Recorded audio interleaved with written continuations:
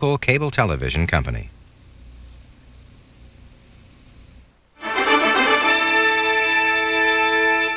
Tonight's live telecast of the 1992 National Student Parent Mock Election Returns is made possible by the cooperation and generosity of the following communications companies: CNN, CONUS Communications, C-SPAN, Globalcom, HBO, Time Magazine, Time Warner, the Washington Consulting Group, and Xerox. Salute efforts of those who have participated in this year's National Student Parent Mock Election. The sponsors extend special thanks to the following contributors to tonight's program.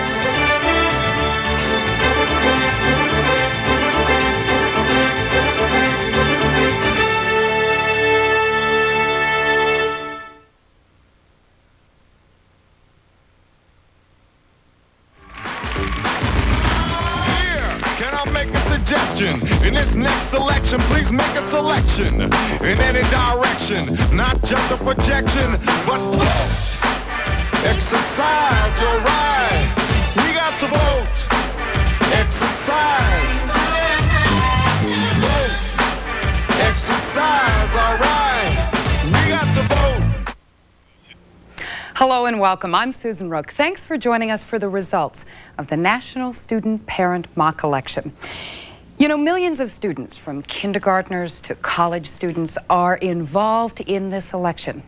They have been studying the issues, and now they are choosing the person that they want to lead them. They are choosing the next person that they want to be the President of the United States. By the way, we ask all three main campaigns to participate in this very important evening. Ross Perot, Al Gore, Marilyn Quayle, and later Michael Dukakis will all be joining us. Now, obviously, these students are not old enough to vote in the real election, but here they're learning what it means to be a responsible citizen in a democracy. You know, I think the German novelist Günter Grass really put it best when he said that the job of a citizen is to keep his mouth open.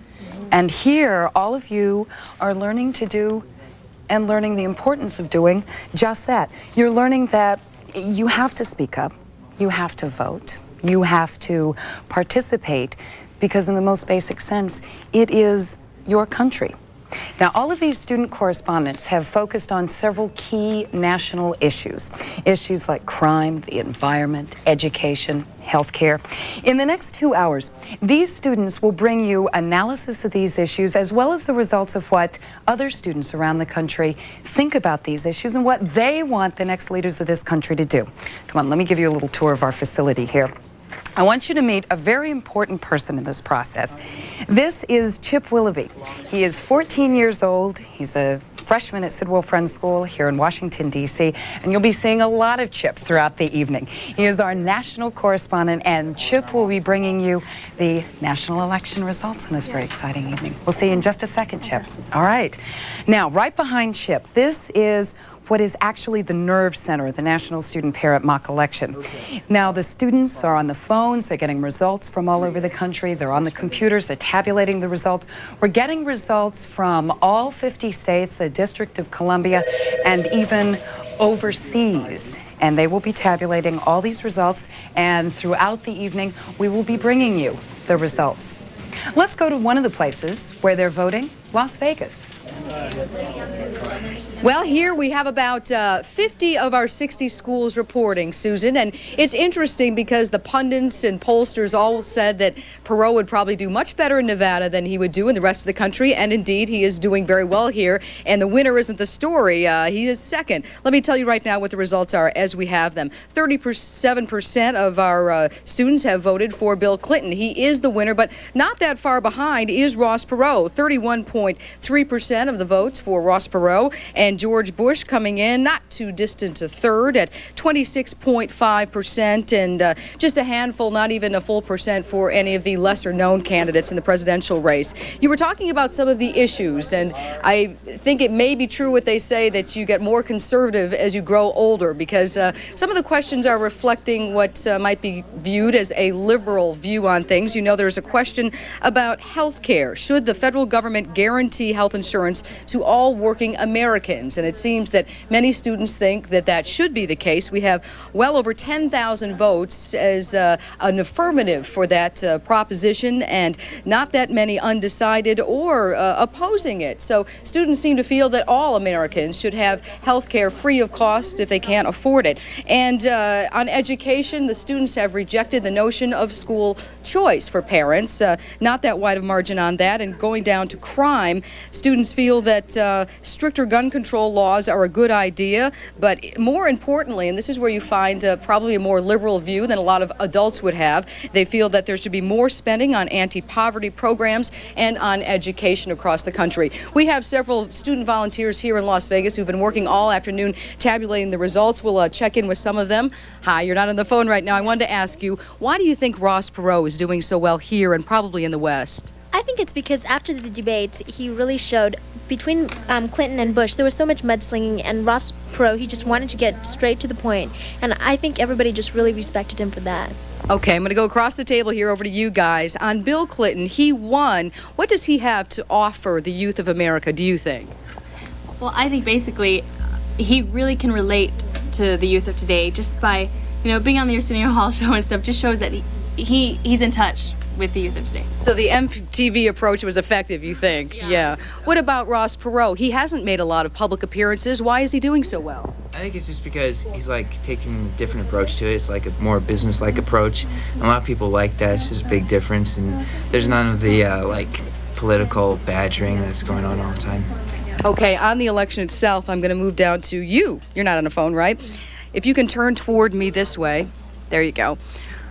Do you think as an adult that you will be so energetic about voting and that your peers will? Because a lot of adults don't turn out at the polls. I think myself I will. For the youth of today, you'll never know until we reach adulthood. I hope we are bigger and better than the voters' polls today as the adults are. Why do you think that mock elections are important in your school? Have you noticed people getting fired up about it? Yeah, because we're not allowed to vote yet. Some of us aren't, and we also have an opinion, even though if the government won't respect it and take our votes, then we still like to know what the youth of today are thinking of. Okay. And we also have with us today our Secretary of State, Cheryl Lau. If you want to step in here, you were involved in this process. Why did the Secretary of State get involved in this? As you can see, the political process is not only for adults, but young adults. We in the Secretary of State's office felt that this is an educational tool, and I'm talking about the mock election, so that it gets people really interested in voting when they become 18. And I think these students have done such a good job. Okay, thank you, Cheryl Lau. Thank you. And wrapping once again on the results here, Clinton wins by not a real wide margin, but Ross Perot, that's the story, coming in second in Nevada so far. And it looks like George Bush is going to lose this. We have not all of our vote in, but about 80%. Back to you, Susan. We all have the right to vote, and it's a privilege to be able to. And so, if you have that chance, you better do it. We've got to put the right people in the Senate and put the right people in the House and make things happen the way you want them to happen. You have to vote. Every vote counts. Get out and vote. I think people have to realize that their one vote can make a big difference. I try to encourage people, and I'm not telling people who to vote for, but I think it's important that you do vote. You're 18 years old, you're allowed to vote, and every vote is as important as any executive of any big company. Your vote can change the way of the world. Well, let's see how they're changing the way of the world. Let's go now to the Mall of America in Minneapolis, Minnesota.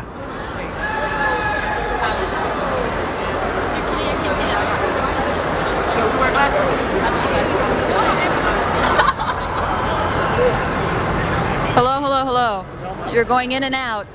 We're going in and out. We can't hear anything.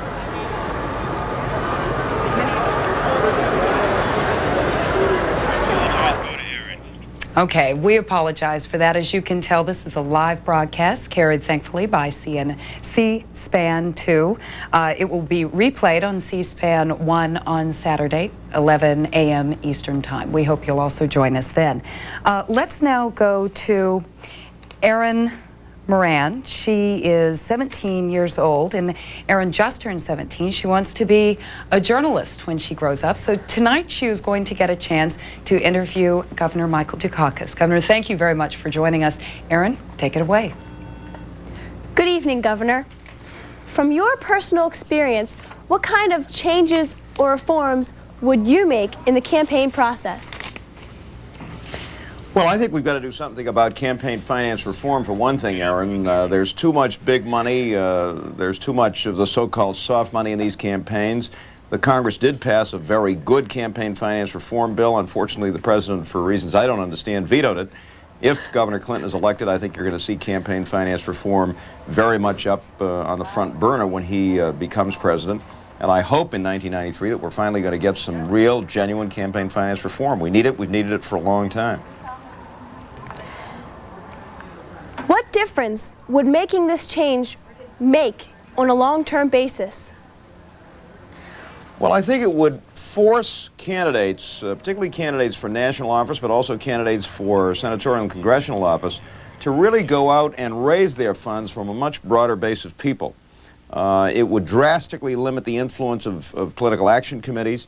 One of the things I did right in 1988, and there were some things we did wrong, was to go out and not only refuse to accept any PAC money, incidentally Governor Clinton has refused to accept PAC money, but also to reach out to as wide a base of people as possible from whom to raise funds. We actually ended up with 370,000 individual contributors. These are all American citizens who contributed to that campaign and were deeply involved in it. And I think that's the way to run campaigns, and I think we need campaign finance reform which will virtually require our candidates to get away from the PAC money and the special interest money and go out to people all across their districts or across the country and ask them for financial help. Means you've got to raise it from a lot more money and from a lot more people in smaller quantities, but I think that's the best and the healthiest way to finance a campaign, and if we reform our laws, then I think you're going to see more and more candidates who will have to do that, and I think that would be a good thing for the entire system. Thank you so very much for your time this evening, Governor Dukakis. I'm Erin Moran. Back to you, Susan. Erin, terrific. I'm looking forward to you being a reporter. As part of the mock election, students have been studying the candidates' positions on key national issues. Time magazine, in cooperation with the Roper organization, asked students to make judgment on these issues at the same time as they're voting for the candidates. Now, these recommendations on the issues will be passed on to the new president and the Congress after Inauguration Day.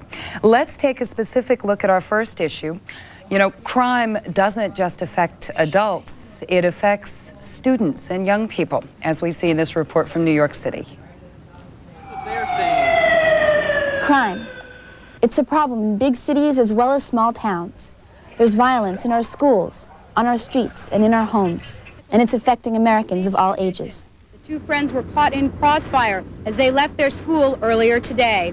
Apparently, every day, violent crime claims another victim under the age of 18. And it doesn't look like things are going to get better anytime soon. Violence among America's youth is on the rise. On the average, 1 out of every 5 high school students carries a gun, knife, or club. Over the past 10 years, the rate of violent crime by juveniles has increased by 25%.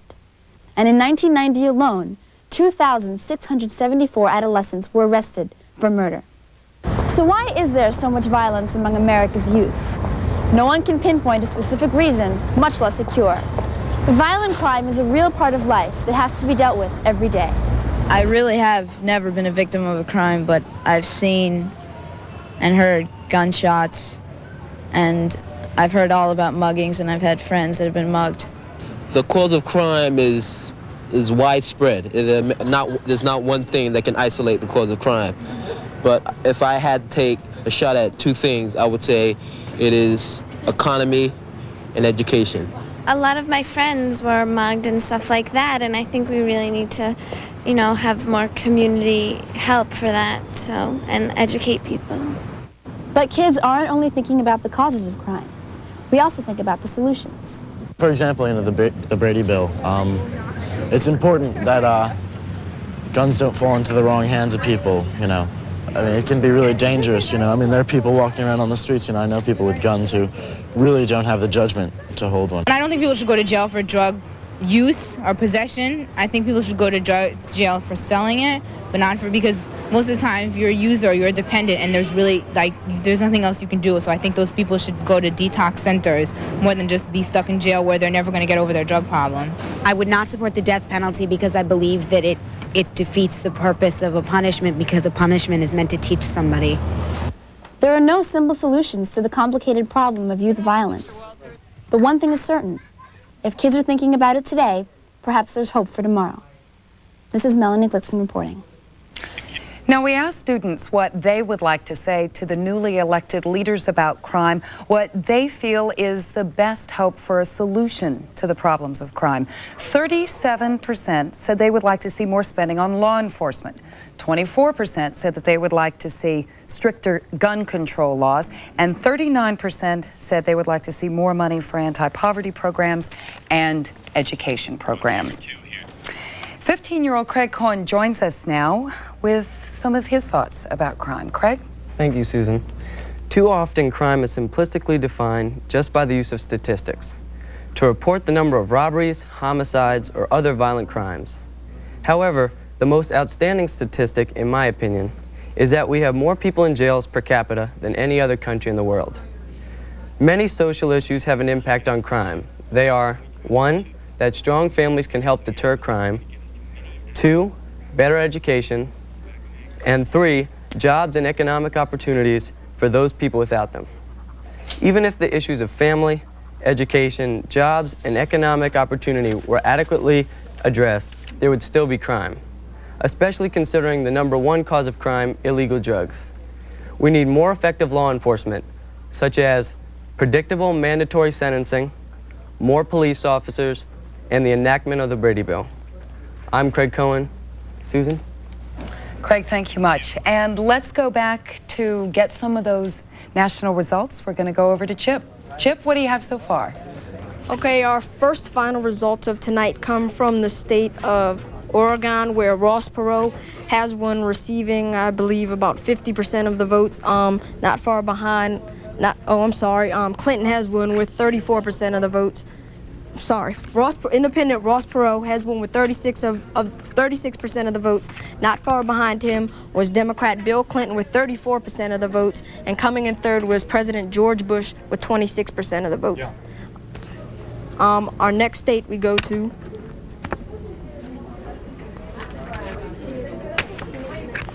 Okay. Well, we don't have okay. one about it. I'll tell you as soon as we get the state, okay?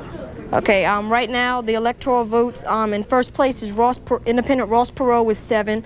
Second is Republican George Bush with 5. And last is Bill Clinton with 0 so far. Back to you, Susan.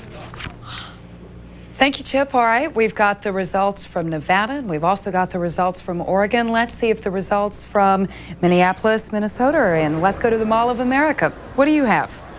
Hi, Susan. Like you said, we're here at the Mall of America in Bloomington, representing the mock student parent election and Youth Vote 92, representing over 29,000 students from Minnesota and western Wisconsin. And from those students, we do have the results of the presidential vote.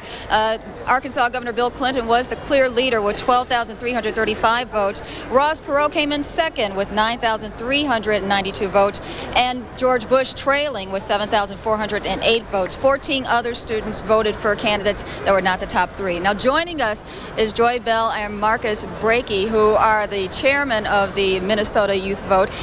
You guys did something a little bit different and not going along with the recommendations that were taken by the other students. You came up with your own. How critical was that for this debate and the election vote? Well, we felt coming up with the students coming up with their own resolutions, we felt also that we'd give the students an opportunity to experience the political process for themselves, and coming up with their own resolutions just a way that they can experience it. And plus, we felt maybe that the resolutions that they felt were important to them weren't the same as Time magazine.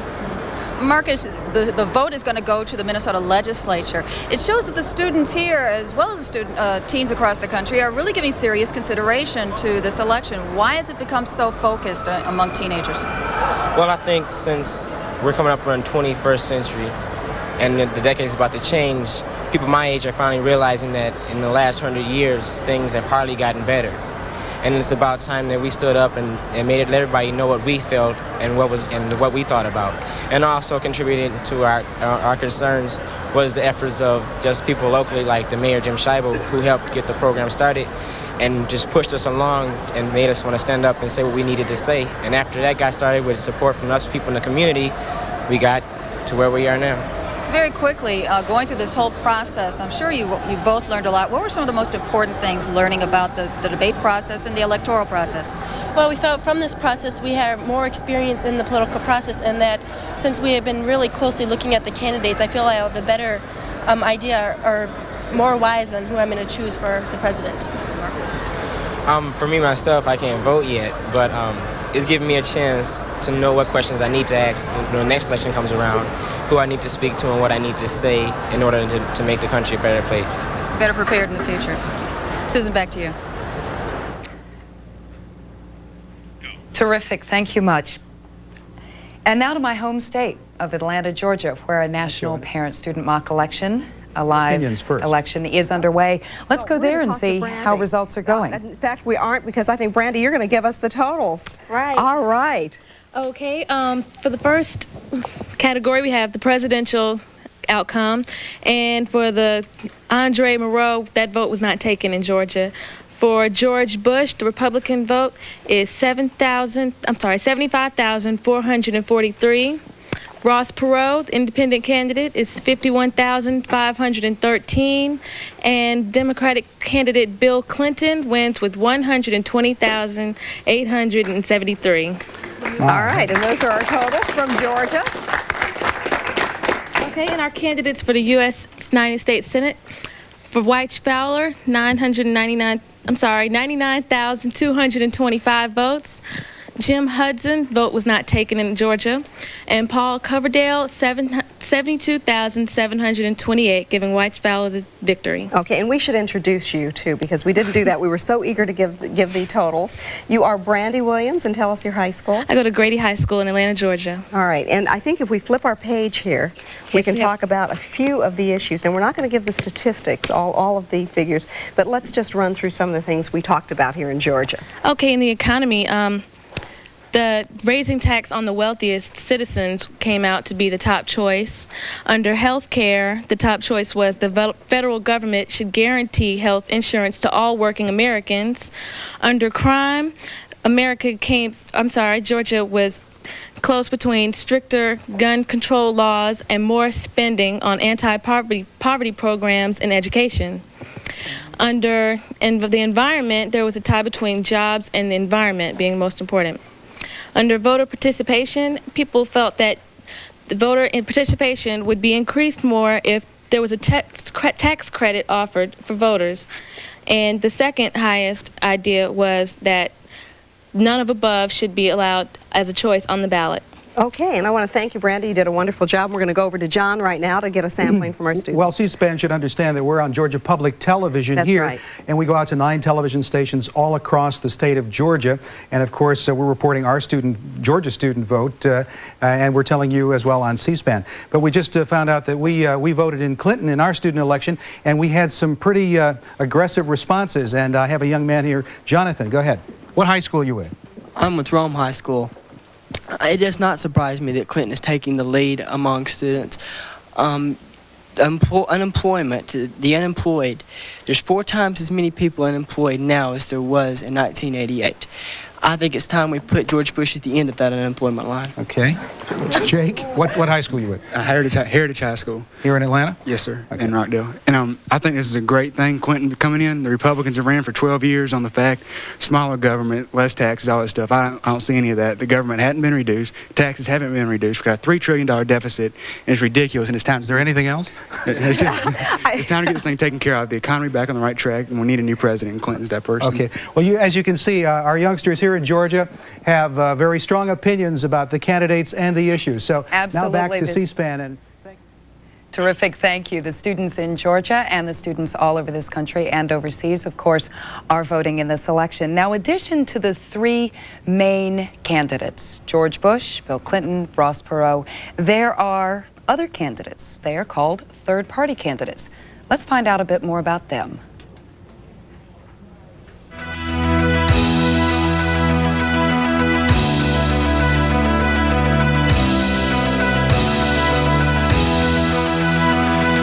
In 1912, former President Teddy Roosevelt tried. In the 1960s, George Wallace tried. In 1980, it was John Anderson. And this year, Ross Perot was seeking the presidency as a third-party candidate. No third-party candidate has ever won a presidential election. So why do they keep trying? For a couple of reasons. Most say they're giving people a choice. Some want to send a message. Others know they'll lose, but want to talk about specific issues. Third-party candidates are often seen as spoilers. George Wallace took a lot of votes away from a Democratic nominee. But they see themselves differently. In 1912, Teddy Roosevelt ran as a progressive. He ran an energetic campaign. He didn't win, but he did get 27% of the popular vote, and many of his reform ideas were adopted. In 1968, former Alabama Governor George Wallace ran under the American Independent Party label. No one has suggested that the wishes of the American people will be heard. So today I state to you that I am a candidate for President of the United States. His Send a Message theme won him an amazing 9.9 million votes, the most of any third-party candidate in American history. In 1980, Republican John Anderson offered voters an alternative. The election of an independent candidate in November would be electrifying. I think it would tell the Congress, the House, and the Senate that the time has come to put old politics behind us. Although 6 million Americans voted for Anderson, this was still less than 7% of the popular vote.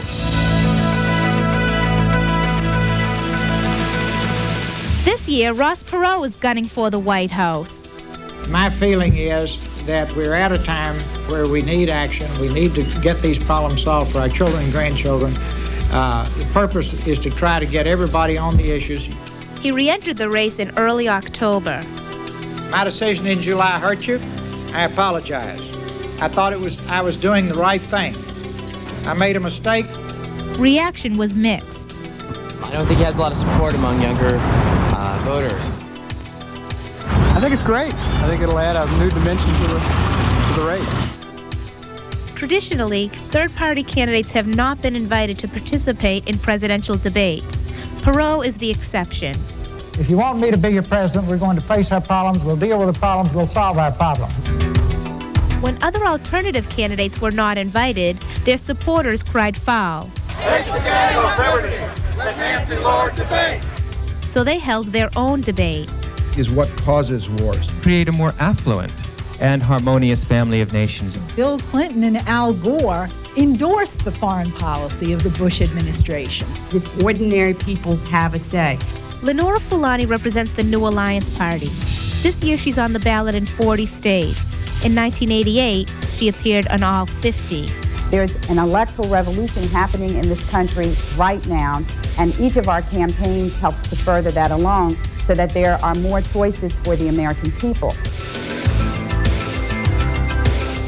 Libertarian Andre Maru is on the ballot in all 50 states. The Libertarian platform is basic Americanism, constitutionalism, limited government, low taxes, fewer regulations, fewer bureaucrats. With up to 20 names on the ballot, third-party candidates have proven to become a legitimate alternative to two-party politics.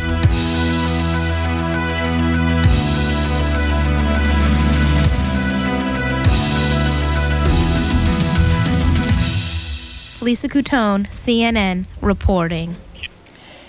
And now with the commentary on third-party candidates, Carrie Ruttenberg. She's 16 years old from Columbia, Maryland. And Carrie, you are national public speaking champion of this country. Give us some of your thoughts about third-party candidates. Okay, well, thank you, Susan. I appreciate the opportunity. You know, although they have escaped the sensationalism of the media, the Libertarian and Alliance parties during this election have gone virtually unnoticed by even the most well-meaning news sources. This minimal exposure may be due to a lack of campaign funds, media skepticism, or resistance from the majority parties. Whatever the excuse, as voters head out to the polls on November 3rd, two little-known candidates will attempt to share the spotlight on the presidential ballot without having provided the voters with essential background information during the campaign. Ironically, If successful in becoming a public figure, a candidate becomes vulnerable to tabloid attacks, majority party resistance, and voter apathy. Could this be why the Libertarian and Alliance candidates have been virtually overlooked in this election? I certainly hope not. I would hate to think that out of pride or fear of media attack, Maru and Fulani would allow themselves to be overshadowed, thereby jeopardizing the interests of their party, the election process, and the right of the voters to be informed about the candidates. If we allow anyone to run for president, we must provide everyone with the means, be it campaign funds or media coverage, with which to successfully campaign in an election. I'm Carrie Ruttenberg. Back to you, Susan.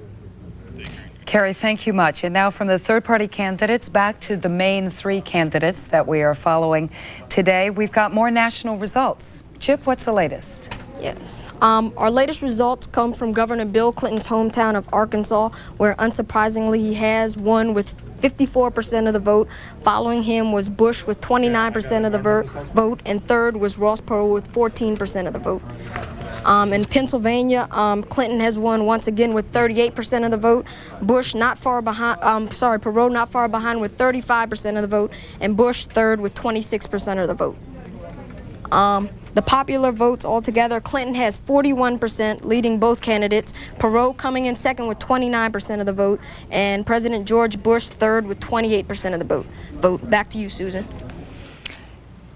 Chip, thank you much. And the environment, of course, is one of the other key issues that we're following in this campaign. And the environment is especially interesting to young people, as we see in this report from Boulder, Colorado. Dr. Dick Malmgren's Advanced Placement United States History class at Fairview High School in Boulder, Colorado has included 1992 election issues as an ongoing class discussion. Today, Dr. Malmgren has asked students to focus on environmental issues, very important to residents of this beautiful Colorado foothill setting.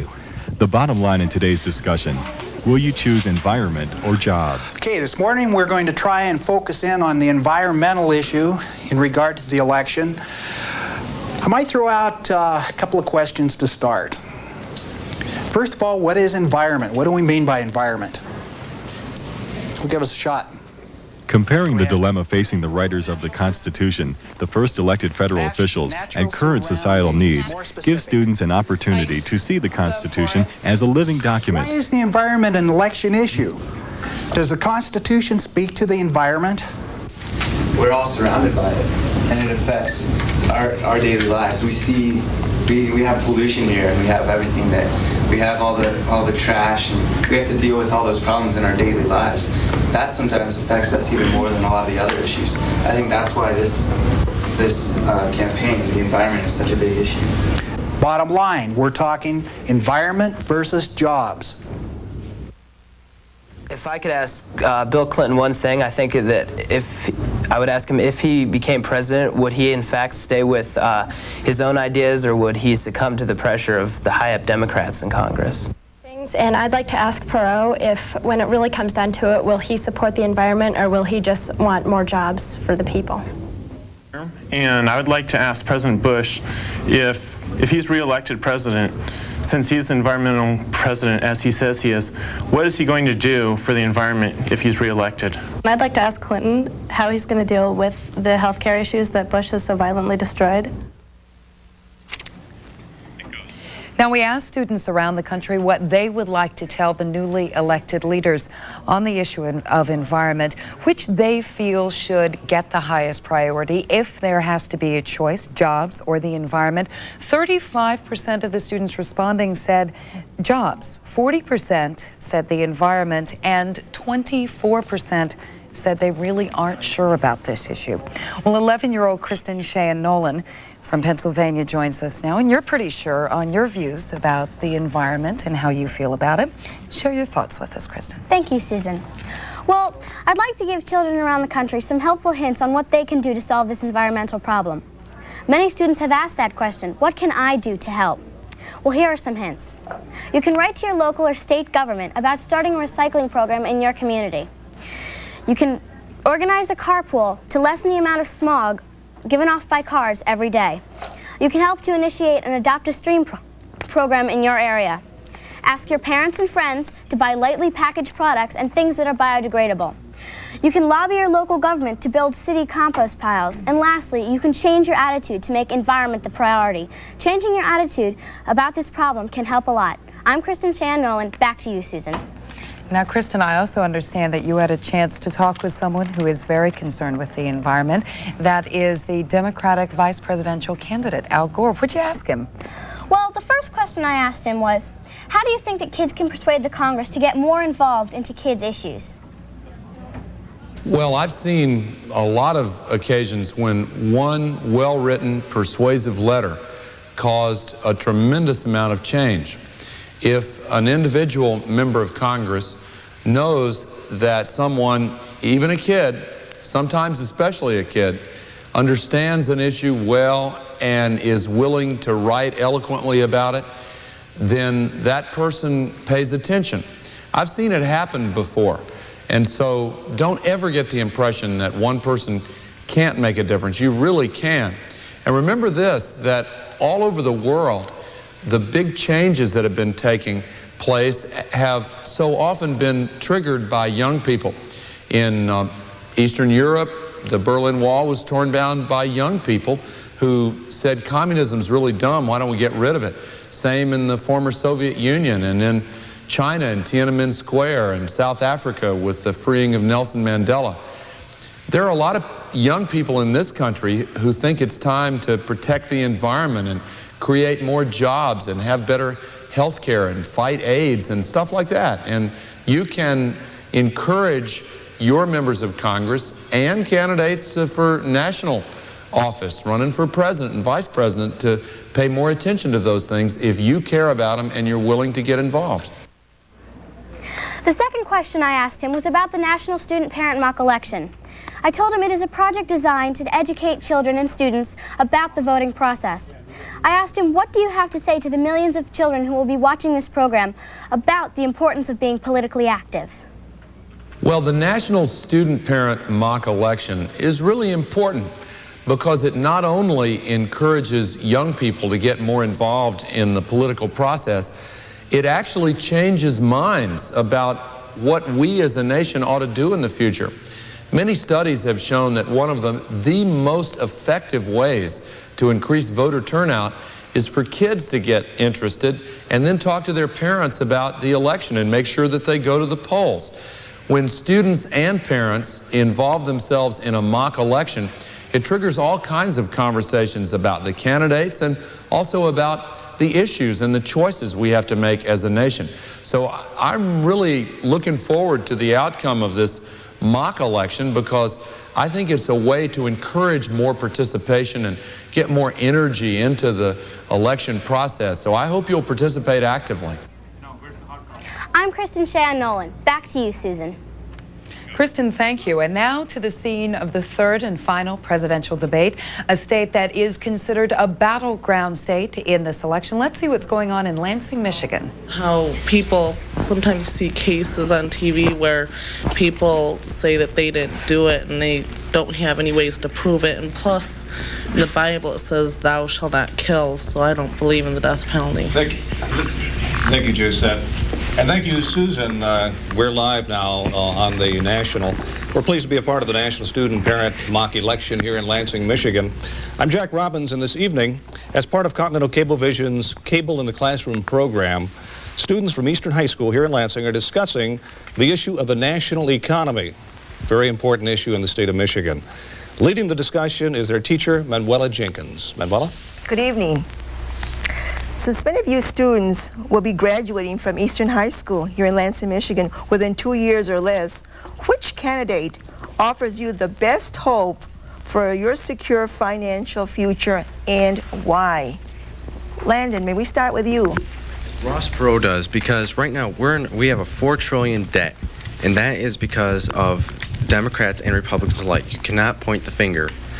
Perot has many plans that need to be implemented in this government. This government is a business. It's money, and he has made a lot of money from nothing. And this country is in extreme debt. We cannot just say, oh, we can make these programs work and make these programs work without the money. Okay. Trish, are you in agreement with that? No, I'm not. I think that George Bush has the best economic policy. Right now, small businesses make a total of 39% of our GNP. He wants to help small businesses by reducing costly taxes, and I think that's very good, very wise. Since we're here in Michigan, and Michigan is a critical state, and you know that Bush was in Detroit today and in Warren. What do you think about the fact that is he the person that can take us out of the concerns that people are talking about, the fact that the jobs are not around and that they cannot get a job? What do you think, Kelly? I believe that Bush, he's had the last 4 years and he hasn't done anything for Michigan. I don't think Willow Run believes that Bush is our president. I believe that Bill Clinton is going to help us out of this tunnel that we have found ourselves in. As for Perot, I would like to ask him why is he only paying 6% of his salary when the average citizen is paying 11% of his salary? You mean for taxes? For taxes. Okay, Mike, what do you think about that? Oh, well, George Bush has been leading this country out of a recession, a global recession. It hasn't just been the U.S. slowing down. It's been the whole entire world. Europe's unemployment rate's 10%. We have 93% of our American citizens employed. And in the past 3 quarters, the unemployment rate has gone down. In the past 6 quarters, the gross domestic product has gone up. In the last quarter, it went up 2.7% alone. Okay, those are statistics that we need to deal with. Jason? Yeah, her point about Ross Perot only paying 6% of his income on taxes. Well, Ross Perot doesn't make, he doesn't make the laws. It's George Bush's policies that allow the rich to pay a very small percentage of their income, while middle-class families that are just struggling to make ends meet have to pay a very large percent. Lynette, do you agree with that? No, I don't agree. I feel Bush, he favors amendment to balance the federal budget. He also wants to freeze discretionary spending, and also he wants to reduce the capital gains tax. And you think that will help? That will help, yes. Eva? Well, right now people are working harder than they ever have been for less money, and like the average family their income has gone down $1,600, and that's under Bush. And I think that it's time for change, and I think that Bill Clinton is definitely that change. Thank you, Eva. We have to break here and let everybody know nationwide how Michigan is doing. The Michigan results of the National Student Parent Mock Election. Keep in mind that over 100,000 students have voted across the state. This represents about 70% of the regions reporting. Some of the larger schools are still counting their votes. But in this state so far, Clinton Gore is leading by 37.3%. Next in line, Perot Stockdale at 35.2%, just 2% off of the leader. And trailing in these preliminary numbers, we keep that in mind, is Bush Quayle at 27.5%. Now back to you. Jack, thank you very much. Well, we've heard from the candidates about how they feel about education. Well, that issue obviously directly affects young people. Let's hear what they have to say. What are you thinking? Our public schools are in trouble. Across the country, dwindling resources have forced schools to cut programs.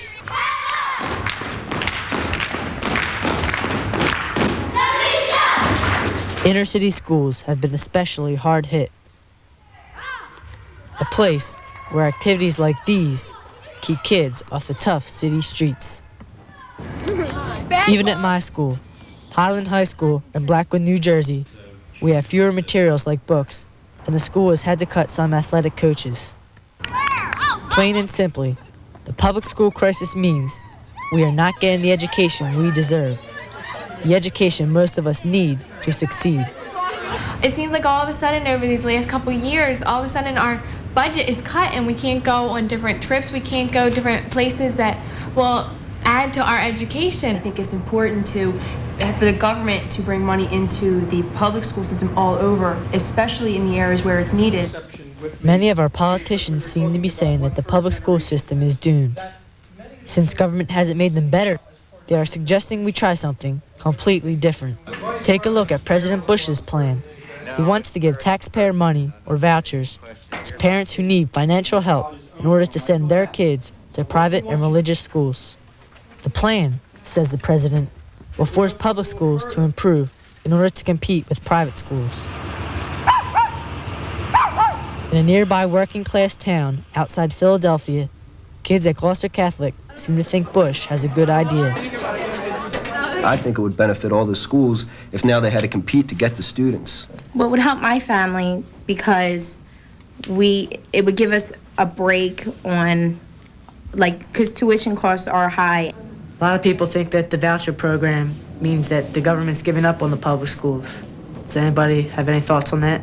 We're not necessarily abandoning the public school system. We're just trying to improve the public school system while allowing other people to have other options if they feel that the public school system is not satisfactory. Democratic candidate Governor Bill Clinton wants more choice for parents also, but choice limited only to public schools. They're making the decision to go to private school. No one's telling them to send their kids to private school. So they're making that decision on their own. They shouldn't be given money from, taken away from the public school systems. Public school is public. It's paid for by the public. It's paid by taxes. It's supported by people. And that's where the money from the government should go because the government is a public institution. In the end, if we take money away from the public school system, will the better schools improve while the troubled ones get worse and worse? That's what's at stake, and that's what voters must keep in mind as we decide who should be our next president. This is Mike Newshell reporting. We asked students around the country where they think the money for public education should go, if they favor or oppose using the money now spent on public education to give parents a choice of sending their children to public, private, or religious schools. 37% of those polled favor the idea of a choice, but 41% oppose it and say that they think that things should basically stay the way they are. 22% of those polled said they weren't really sure what they wanted to do about the issue. Let's get some specific thoughts on education. We're joined now by 12-year-old Brooke Lerman. You're from New Jersey. What do you have to say about education? I think the best way to improve the public school education is to strengthen all schools instead of encouraging competition between a few. I think rather than use the voucher system, we need to face issues head on and deal with them directly. We have to set national standards defining what adequate education is and minimal standards for teacher qualification. Then give schools the freedom to improve themselves however they choose. If they fail to meet national standards within a specific time, send a specialist into the school to use a system that has been proven to work elsewhere. On the other hand, schools which improve above national level will be rewarded with funding for programs to improve the schooling even more. However, we have to remember, education lies at the center of the family. If our country is going to thrive socially and economically, we need to educate all the children. I'm Brooke Lerman, and back to you, Susan. Brooke, thank you very much. And as we told you before, this computer room in here is basically the nerve center of the National Student Parent Mock Election. The students here are tabulating the results as we get them. What's your name? Richard MG. Richard, where are you from? How old are you? I'm 16 from South River High School. Terrific. What are some of the results that you're getting? Are you getting a lot of returns? Yes, it's basically Clinton so far, it looks like, with Perot pretty much second and Bush is way behind. So. All right. From the raw numbers to some of the specifics, let's see what's happening in the specific states. Let's go out and check in with our national correspondent. Chip, you've got some of the details on the states. You know, we're hearing the raw numbers from the folks back in the computer room. What specifics do you have? Well, in our latest results in Kentucky, Clinton has won with 43% of the vote. Bush was not far behind with 32% of the vote, and Perot came in third with 23% of the vote. In New Jersey, Clinton once again has won with 41% of the vote, Bush with 29% of the vote, and Perot not far behind Bush with 28% of the vote. Okay, the electoral votes altogether, Clinton is leading with 187 electoral votes, Perot with 20 electoral votes, and President Bush with only 8 electoral votes. Back to you. All right, Chip. Okay. Back to you, Susan. All right, Chip. Let's see what's going on in one of the states that's actually claimed by two of the candidates, Ross Perot and George Bush. Yeah, the state of Texas. Let's see what's going on in Austin. Stand by. Well, Susan, right here in Austin, as you can see from the map behind me, we've got the state divided into 19 districts. All of the votes are in. Now, this directly correlates to the tote board over here where we have students from Samuel Clemens and Smithson Valley High School tallying those votes. Now, with about 180,000 votes in representing students from about 600 schools here in Texas, here are some totals. Clinton with a narrow edge with 51,199 votes to President Bush's 47,107. Ross Perot in third, 569 votes. Now, students have also been voting on 6 major issues in this campaign, as you know, including health care, education, and the economy. Now, we've got students here tonight answering phones and keeping busy. We're going to ask them a couple of questions here. What issue is most important to you in this election and why? I would think the environment, because the environment is where we live, and if we don't take care of our environment, then what are we going to do without it? Thank you very much.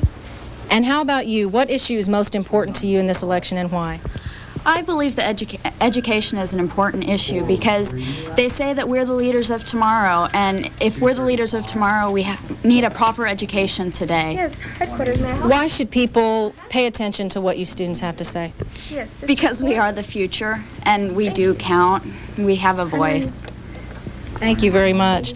Now, we've got another political exercise going on here tonight. Students from Austin's Crockett High School in their law-related education class. What's going to happen is their teacher's going to propose certain issues. The students will react with a vote with either a letter D for disagree or an A for agree. Now, here's a sample of what they're doing. How can we?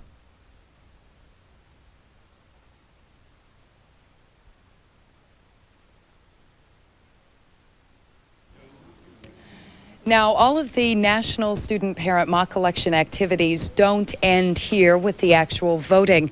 All of the activities don't end as 16-year-old Min Kang joins us now to tell us what's coming up in the future. On January 20th, 1993, Inauguration Day, the next President of the United States will be sworn into office. The city of Washington, D.C. will be filled with celebration as many inaugural balls will be going on throughout the evening. This year, a historical first will take place. Inaugural balls will be put on by students and parents of the National Student Parent Mock Election Organization. These 75 inaugural balls will celebrate democracy and the quest for strong leadership in America. With me, the creator and sponsor of the Great American Inaugural Balls, Gerald Ferry, president of American Happenings. Hello, Gerald. How are you this evening? Fine. How did this come about? Well, several months ago, American Happenings became involved with these great companies that are tonight with us, HBO and Time, and the several others that are putting on this great event. And we thought that as a compliment to the end of the process, on January 20th, we would offer to schools, students, and parents who have participated in this the opportunity to have their own inaugural balls. So what we created was a drug and alcohol-free inaugural ball, which basically uses these products, drug-free All-Star cookies and candy, beverages, and banners such as this one, which the school children can use with their parents to celebrate democracy. Well, how does this work? Well, basically, we had literally hundreds and hundreds of applicants for this, so we took the first 75. So for this first go-around, we're going to be giving the opportunity to the schools to enjoy democracy and do it in a drug and alcohol-free manner. Thank you. American Happenings is offering to any corporation the opportunity to be involved in this historical first event. So if you'd like to be a participant in the Great American Inaugural Balls, please call the National Student Parent Mock Election headquarters at 1-800-553-8857. Thanks, Min. Well, for adults, the key election issue of this year appears to be the economy. And that issue, of course, is also of vital importance to young people. Let's hear what they have to say. Billions of dollars a year are spent on government programs. Those dollars are borrowed and must be paid back. That's called the national debt. Right now, the national debt is over $4 trillion. Boy, that's a lot of allowances. I'm 11-year-old Alex Duncan. When I grow up, I want to be a marine biologist. I don't know much about the economy yet, but I do know that every American kid will one day have to pay the price for today's government overspending. Whose fault do you think the national debt is? I know. Do you think kids should be concerned about the national debt? Whose fault do you think the national debt is? Now I see why this country's in trouble. Do you think kids should be concerned about the national debt? Yeah. What? Do you think kids should be concerned about the national debt? I absolutely do. Why? Why? Because it's your future. How is that still going to mean that we should be concerned about it? Well, you're going to pay my debt when you get to be my age. How old are you? 11. 11. Well, in about 7 years from now, you're going to be out there trying to make a living. And with a high national debt, you're looking at inflation.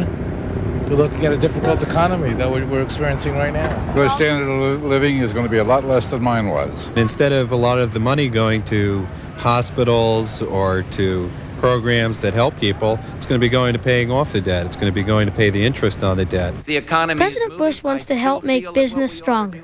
He says that will help everyone out. And that means a capital gains cut. Governor Bill Clinton wants to tax the very rich. He says that's a fair way to pay back the debt. There's the essence of fairness. And then there's Ross Perot. He wants more taxes and less spending. How are we supposed to make a decision? I think it's about time we talk to an expert. With all that's going on, how are we supposed to make sense of it? Time Magazine's senior editor, Joelle Attinger. You have to look, I think, at each candidate individually. You have George Bush, who was vice president for 8 years and president for 4 years. And you have to look at his record in terms of shrinking the deficit, which he has not, in terms of creating jobs. He hasn't done all that well in terms of the last 4 years. For Bill Clinton, you have to look also at his record as governor of Arkansas, but you also have to understand that a lot of this will be promised because he's never been president before. As governor of Arkansas, he has balanced the budget. He has no choice but to do that. And he has created jobs. Then you have Ross Perot, who has no experience in government at all, but has been an extraordinarily successful businessman. Since this story began, the national debt has gone up by at least another $1.5 million. So we can only hope whoever wins this election will make it easier on my generation by beginning the painful process of eliminating the debt. Now, this is Alex Duncan reporting. Now, we asked students around the country what they think the best thing to do to balance the budget is. 38% of the students responding suggested passing a balanced budget amendment to the U.S. Constitution. An equal number, 38%, said that you should raise taxes on the wealthiest Americans, the rich. And 24% said that they would like to see a cut in the capital gains tax in order to spur growth. Now, 17-year-old Amy Lorenzo joins us now. Amy, you're about to graduate from high school, so you're going to be going out there into that work world.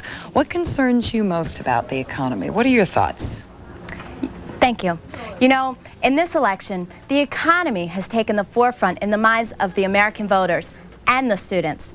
As we feel the crunch of lower wages, rising unemployment, and government cutbacks across this nation, we must question the wisdom of 12 years of trickle-down economics, which simply didn't trickle. Yet the solution is not Bush or Congress bashing, nor is it drastic spending increases. This country needs to unite across party lines behind one true economic strategy, which would include incentives for small businesses, efforts to equalize foreign competition, and lifelong job training. We need to prioritize our spending.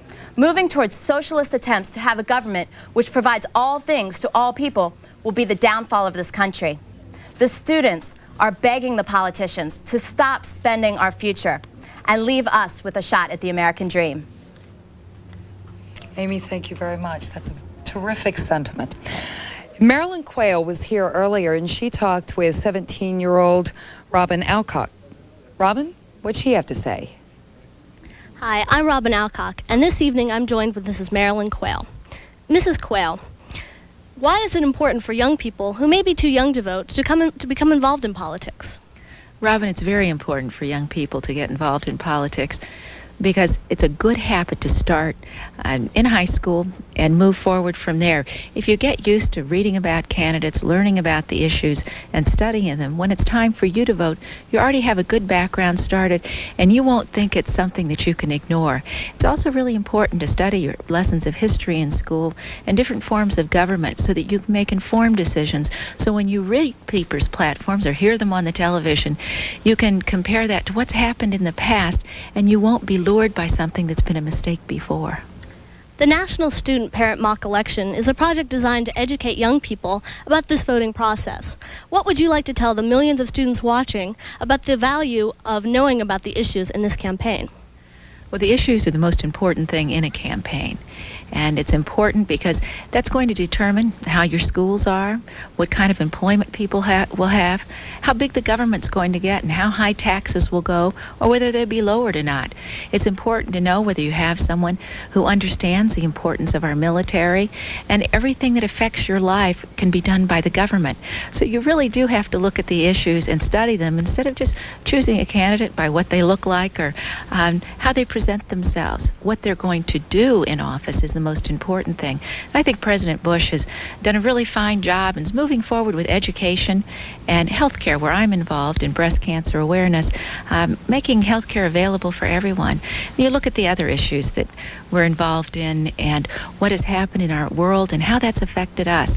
You can't just look at issues that affect the country domestically.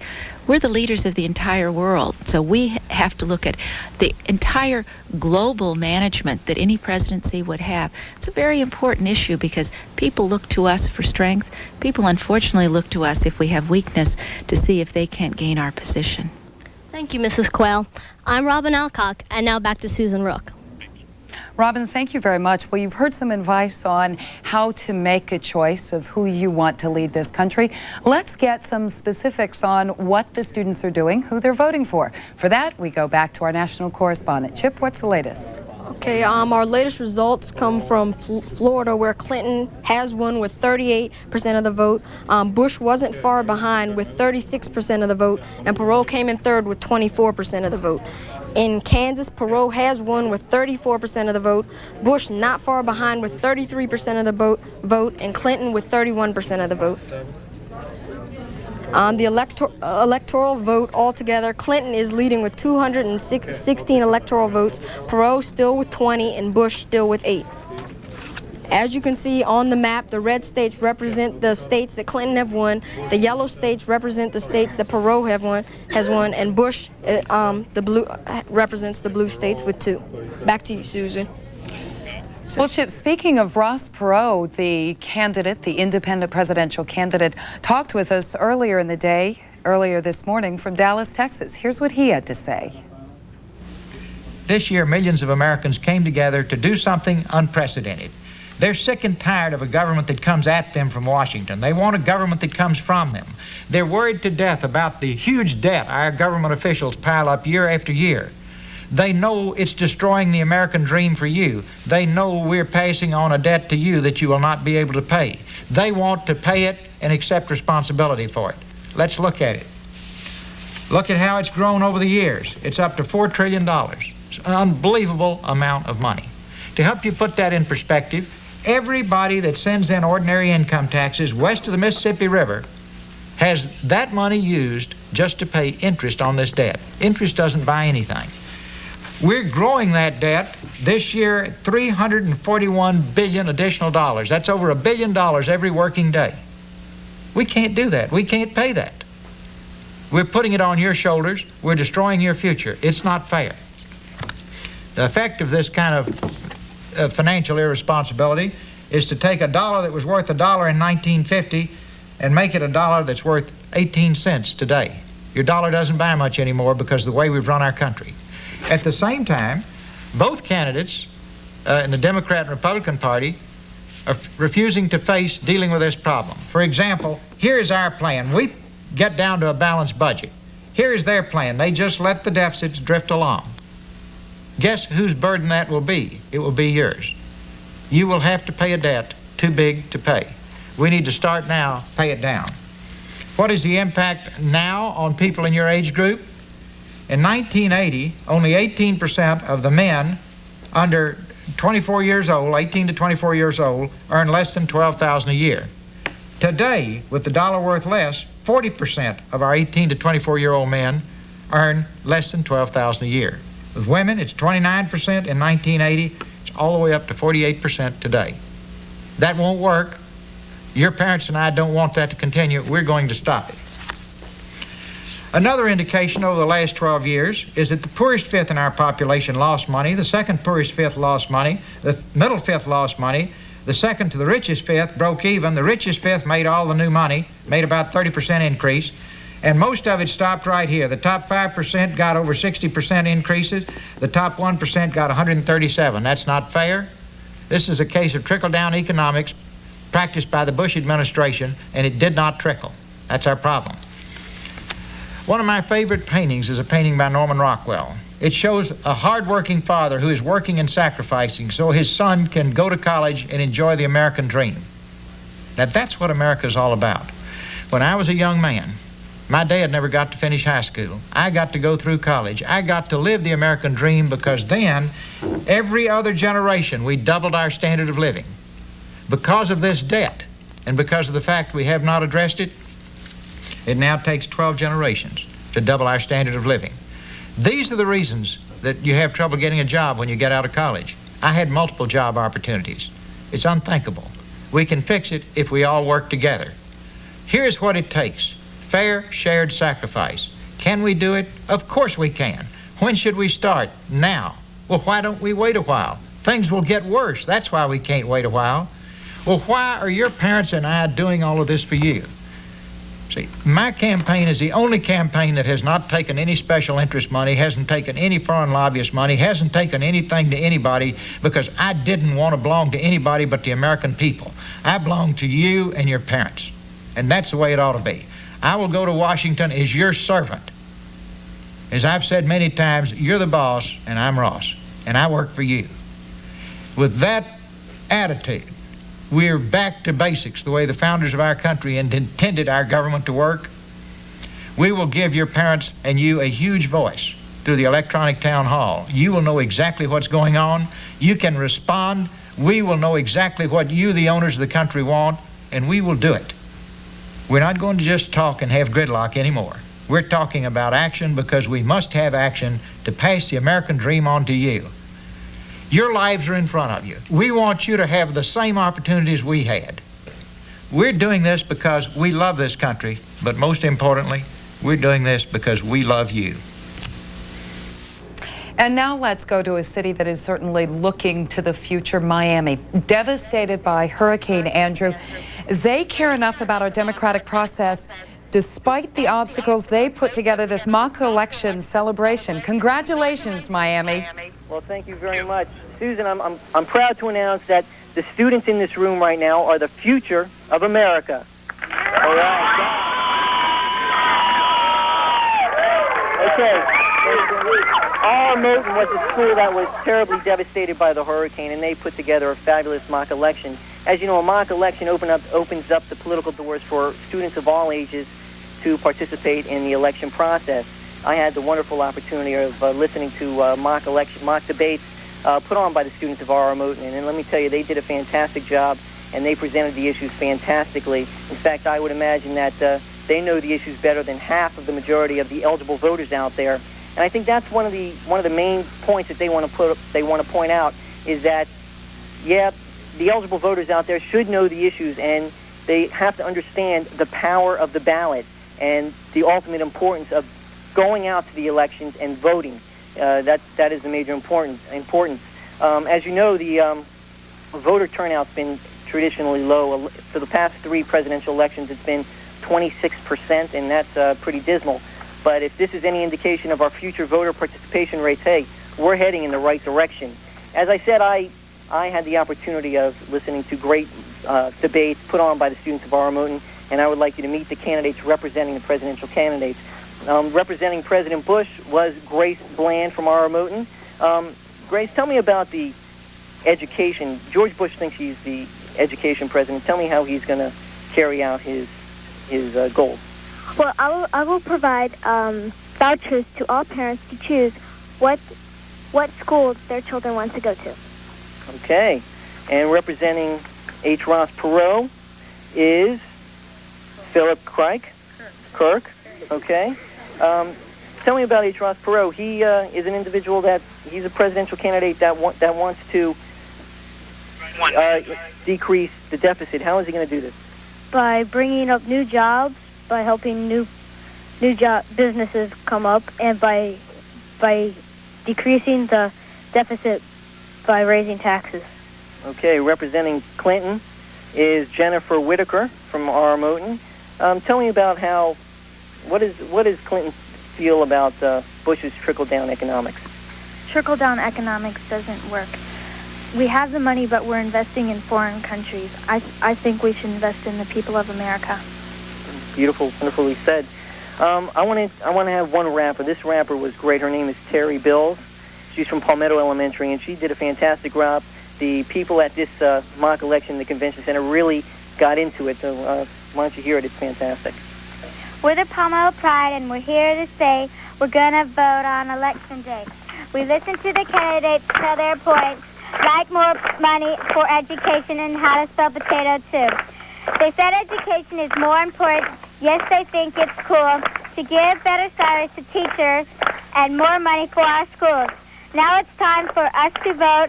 It's time to have our say as we elect our president in this great USA. All right, very good. Very good. Okay. The students here have one more message for the public out there, and what is it? We'll send it back to you, Susan. That is very good advice. Thank you much. Well, healthcare is certainly a topic that affects everybody, no matter how old you are. We asked students around the country to tell the newly elected leaders what they would like to see in terms of solving the healthcare problems of this country. 72%, the overwhelming majority of the students responding, said that they thought the government should guarantee health insurance to all working Americans. 12% said the federal government should not guarantee coverage, but should assist the uninsured through tax incentives. And 15% of the people polled said they weren't really sure about this. Now, 16-year-old Marcus Steptoe joins us now. Marcus, what are some of your thoughts about health care, and were you surprised at those poll results? Thank you, Susan. Yes, I was surprised at the poll results. Bill Clinton plans to establish a package of health care benefits for all Americans. He will require employers to provide insurance or buy into a public program. Clinton would also require private health insurers to take all comers, regardless of pre-existing illnesses or other bad risks. He would establish local managed care networks, which cost a fixed amount for each consumer, yet allow all consumers to choose where to receive care. A consumer could choose only from among the doctors and hospitals in the network. On the other hand, George Bush wants to make health care affordable for nearly all Americans by giving vouchers to the poor and tax deductions to the middle class. No one will be denied coverage or lose benefits by changing jobs. Most Americans will get coordinated care through HMOs or health maintenance organizations. Insurers would be required to offer basic medical coverage at the tax-subsidized price. Savings will come from emphasizing preventive care, limiting malpractice, and insurance industry reforms. Personally, I feel that if I have the right to be defended by an attorney, then don't I also have the right to be cared for by a doctor? Back to you, Susan. Marcus, thank you very much. Let's see how the voting's going. Let's go over to our national correspondent, Chip, to find out what the absolute latest is from the poll results. Chip? We now have results from 5 other states, our first being Montana, which, as you can see, Ross Perot won with 40% of the vote, Clinton not far behind with 31% of the vote, and Bush coming in third with 28% of the vote. We also have the final from Illinois, where Clinton won with 40% of the vote, Bush coming in second with 37% of the vote, and Perot coming in third with 22% of the vote. In Louisiana, Clinton once again has won with 44% of the vote, Bush coming in not far behind once again with 37% of the vote, and Perot coming in third with 18% of the vote. In Maryland, Clinton again with 47% of the vote. Perot and Bush kind of close. Perot, though, came in second with 26% of the vote. George Bush coming in third with 25% of the vote. In Michigan, Clinton again won with 40% of the vote, Perot coming in second with 35% of the vote, and Bush coming in third with 25% of the vote. As you can see in the final electoral votes, Clinton's still only 3 away from clinching the new presidency. George Bush coming in second with 30 electoral votes, and Ross Perot coming in third with 20 electoral votes. Back to you, Susan. All right, Chip, thank you much. And joining me again, Brooke Lerman. Nice to have you back again to speak to Frank Fahrenkopf, the former chairman of the RNC, that's the Republican National Committee, and Paul Kirk, the former chairman of the DNC, the Democratic National Committee. Both are board members and very supportive of the National Student Parent Mock Election. Brooke, why don't you go ahead and take it away? Mr. Kirk, why is the National Student and Parent Mock Election such an important project for voter education? Well, Brooke, this project, which Frank and I are pleased to co-chair, is designed not to predict Tuesday's election. It's really to predict and set a precedent for involvement by young people in establishing voting habits, becoming involved in the democratic process, and their parents as well, and stimulating young people to really understand that, particularly kids so much in the inner cities today, the difference between violence and what that can do to destroy families and destroy society, and playing a constructive role by voting. It's the difference between the rule of law and the important constitutional principles that this government belongs to the people, versus unfortunately, the role of gangs in the city taking the law into their own hands. This is the best way to become a much stronger society, to make a contribution to this country and all it's founded on by our founding fathers. And so we hope that the turnout of young people, 18 to 24, in this election will be greatly increased from what it was last election. Thank you. Mr. Fahrenkopf, is the mock election predictive of what will happen next Tuesday? Not necessarily. And when Paul and I worked with Dorothy Kirshner and everyone else who's so very, very important with this project, it wasn't so much that we were trying to predict what was going to happen election day when we did this in 1988 or did it in 1990 and tonight. The important thing is to get people involved and to particularly get young people involved. We've been very fortunate in our nation over the last few presidential elections to have 50% of the American people participate and cast votes on who the leader of the United States was going to be, or the leader of the free world, really, during the Cold War. And that's just not right. We believe if young people get involved, understand the process, realize how important it is, by the time they reach that magic age of majority when they can cast a ballot, hopefully we will have ingrained in them the commitment to participate in the process. So many Americans seem concerned about their rights all the time that they forget there's certain obligations that go with rights, the rights of a citizen, and that's the obligation to participate in the process and vote. All right, well, thank you. Thank you, Brooke. I'd like to ask you both a question. Why are you both so involved in this?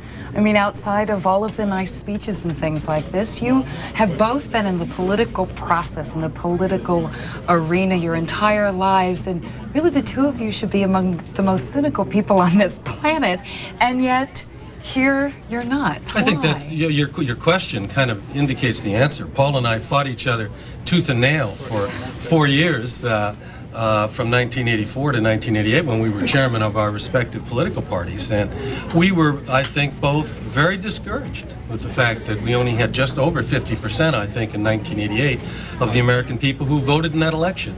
And we decided through this project, and as you know, because you're one of our panelists in the Presidential Debate Commission, that we wanted to dedicate our time and effort, now that we were retired politicians over the hill, in doing something that could better the system. And I think that's why we took on these endeavors. Yeah, the other thing is, since the 1988 election, which I mentioned earlier, we had, and Frank mentioned, only 50% of the people eligible in this country chose to even go to the polls, and the lowest percentage were the younger people, 18 to 24. Since that election, what's happened? Countries where they never have had a free election and never have had democracy have opened up their system. People have stood in line for the first time with pride to exercise that right to vote. Here in America, we can't take that for granted. It's a very important aspect of our future, of our citizenship, of our very foundation and fabric of this country. So, in order not to take things for granted, we got involved, and happily with students and parents, to begin at a very early age to develop the habits and the responsibilities of citizenship. And I think it's a worthwhile project. Just watching tonight on the monitor, the different schools coming in, the sophistication, understanding of kids on the issues is great news for the process, I think. Really also makes you feel good about the people that are going to grow up and run this country. I, for one, am glad that you're involved in it. Paul Kirk, Frank Fahrenkopf, Brooke, thank you all very much. Thank you. Well, where do you begin to learn that your vote is so important? Well, actually, the whole thing starts at home. This is where it all began. 8 months and countless speeches ago, the presidential campaign kicked into full gear here in New Hampshire. As the first primary state, it has a reputation for grassroots politics. Here, communities are still governed by that last bastion of direct democracy, the town meeting. Here, you'll still find folks who believe the American political system can work for the people. In all thy ways acknowledge him, and he will direct thy path. Meet the Pascals of Meredith, New Hampshire. Politics is served with every meal. The politicians in Washington don't seem to realize. Yeah, I don't agree with that either. Jason's saying the same thing that you're saying. Instead of saying that people are all crooked, why don't I'm not saying. No, I'm not you, Jason, the guy, the speaker. The speaker, instead of saying people are crooked, why don't we say, let's encourage our young people to go out there and serve the country in whatever way they want to. Jan and John Paschal moved from Arkansas 20 years ago, where the importance of voting was handed down from their own parents. My father was always active in politics, but back then, blacks primarily couldn't run for office. But he always worked and tried to help good people get elected. My father was the mayor, and everybody in Arkansas, you know, we used to go to they had kind of down-home politics in Arkansas. I think I grew up with politics, and everybody was a Democrat, so you went to all the things and you heard all the candidates, and it was important. If you live in a little bitty town, you're willing to work, you can make a difference. Today, as a Clinton volunteer, Jan tries to get teenagers excited about the democratic process. They're our future. You know, if they don't believe in our country and they don't believe in our leaders, what future do we have? If we really love our country, then we want those kids to believe in this system and to work to help it continue. I'm Justin Paschal. I'm running for state representative. Within the Paschal family, the importance of politics has already been passed on to a new generation. 18-year-old Justin is running for New Hampshire state representative. Very good. I've always talked about how I've always wanted to be something big. So I wanted to be president. So when I was younger, they gave me a little push to run for like student council. Now I just got so carried away. I don't need anybody to push me. I just want to go and do it myself. Perhaps the biggest lesson Justin's learned from his parents, it's still possible to have a voice. I completely believe that. I really do. If we don't believe that, then we're in more trouble than I can imagine. If Americans can't have a voice, we've lost part of the American dream. You know, there was a civil rights leader years ago, H. Rap Brown, and he said, if you're not part of the solution, then you're part of the problem. And I think that that's what Justin is doing. He's been part of the solution. And for a father who's enthusiastically pitching in his support, nothing could make him prouder. Joel Hochmuth, CNN, Meredith, New Hampshire. Well, speaking of voter participation, we asked students around the country and around the world what they think would most encourage voter participation, and there really wasn't any clear answers here. About 17% suggested that elections should be held on a weekend.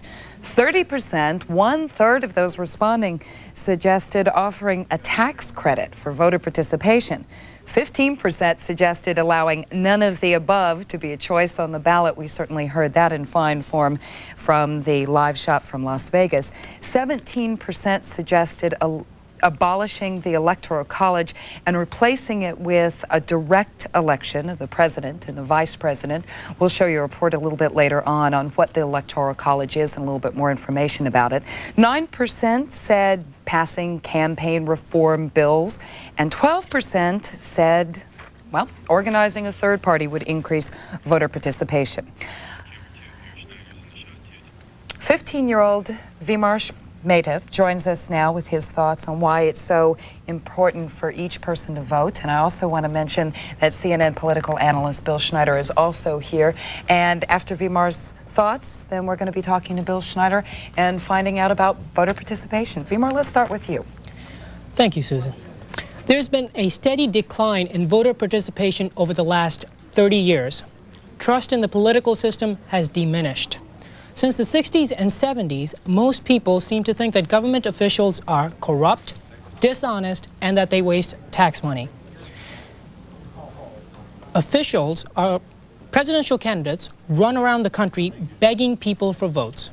Eligible voters are drowned in tons of politics, and this does nothing to get people to come to the polls. What can we do to stimulate people to vote? A recent survey taken at Eleanor Roosevelt High School in Greenbelt, Maryland, indicated that 50% chose providing financial incentives for voting. 40% chose placing none of the above on the ballot to express dissatisfaction. 8% chose switching voting days from Tuesday to the weekend, and 2% chose organizing a third party. In my personal opinion, we will need to give the people a date they can come, such as the weekend. This will produce the biggest response from the public. Remember, if you don't vote, you lose out on a very important right, the right to choose who runs your country. I'm Vimarsh Mehta. Susan? Vimarsh, thank you very much. And we're going to bring Bill Schneider into this. Bill, you have been involved in politics for some time. I'll say that very tactfully. You've been involved in politics and you've been following voter trends and talking to people. Vimar, you want to start off with the questions? Yes, let me ask you about why do you think people are not voting? Well, you know, people are not voting because they're less partisan than they used to be. That's very important. A partisan is someone who supports a political party. Now think of it as if it's a football team. Let's say the Washington Redskins. We're here in Washington. If there are fewer Redskin fans, people who care who wins the game, fewer people are going to show up at the stadium to watch the game. Well, what we found over the past 25 years is that fewer and fewer Americans call themselves fans of either the Democratic Party or the Republican Party. They don't identify with those parties, so they don't really care who wins. And just like there would be fewer people at the football game, fewer of them turn out to vote at the polls. That's essentially what's going on. What do you think will influence a greater voter turnout? Well, I think the first thing is to make it easier for people to vote. I don't know if a lot of Americans know this. Maybe some students know this. Parents probably don't. But we are the only country in the world that requires people to register to vote on their own personal initiative. In other words, you have to go to a government office and make sure your name is on the list of people who are eligible to vote. If you don't pay your taxes, the government will come after you, but the government does not care whether or not you vote. In every other country in the world, they keep an accurate, up-to-date list, the government does, of who's eligible to vote. Because we require Americans to go to some trouble to put their names on the voting books, a lot of Americans don't want to do that, and they don't bother. What do you think about, personally, of course, what do you think about the providing the financial incentives for voting? Well, I'm sure a lot of people would vote if you essentially pay them to vote, and that's what a tax credit means. If you go to vote, then you're going to get some money off your taxes. Sounds like a great idea, except remember all that discussion you had a few minutes ago about the deficit? Right. And about how government has a big problem and has a burden of debt that's going to fall on the shoulders of the students your age?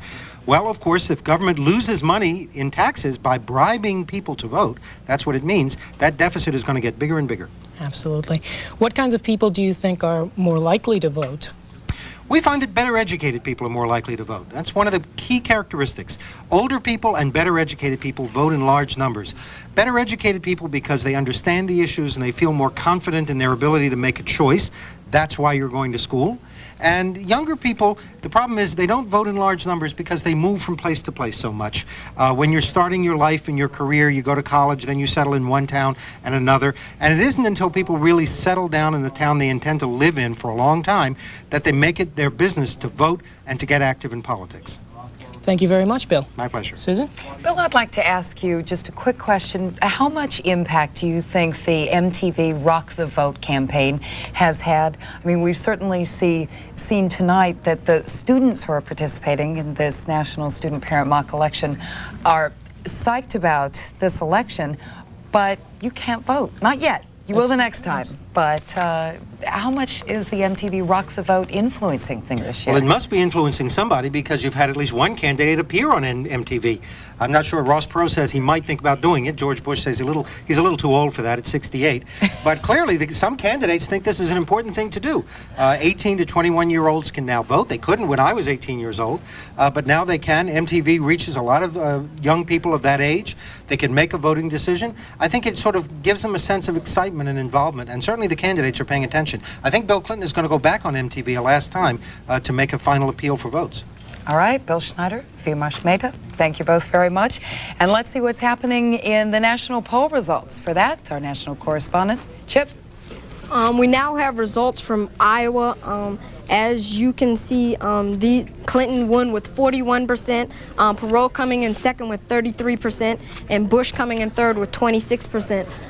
Clinton winning the state will push him over the top and make him our new president of the United States. As you can see, he has 275 electoral votes, Bush coming in second with 38 electoral votes, and Perot coming in third with 23 electoral votes.